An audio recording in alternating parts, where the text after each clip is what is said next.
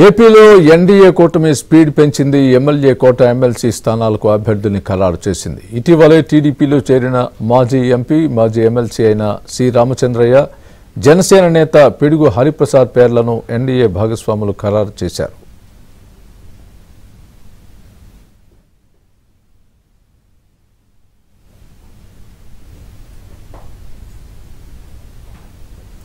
NDA కూటమి తరపున వాళ్ళిద్దరూ రేపు నామినేషన్ దాఖలు చేస్తారు. సి రామచంద్రయ్య గతంలో టీడీపీలో ఉండేవారు.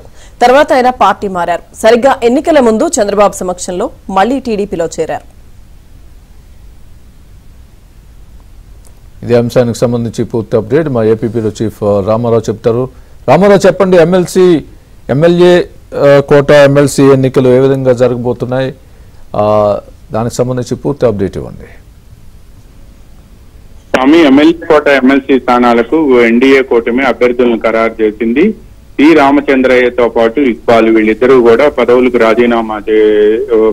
రాజీనామా చేసి తెలుగుదేశం పార్టీలో చేరారు.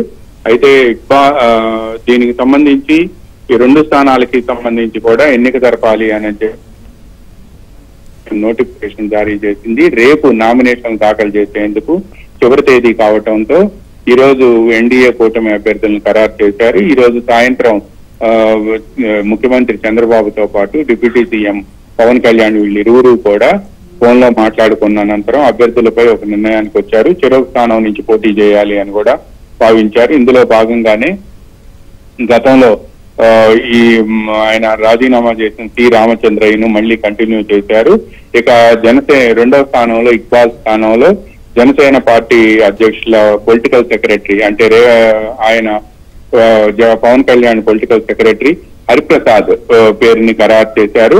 పిడుగు హరిప్రసాద్ జనసేన పార్టీలో పవన్ కళ్యాణ్ కి పొలిటికల్ సెక్రటరీగా ఎప్పటి నుంచి వ్యవహరిస్తూ వచ్చారు. ప్రింట్ అండ్ ఎలక్ట్రానిక్ మీడియాలో పనిచేసిన అనుభవం కూడా ఆయనకు ఉంది.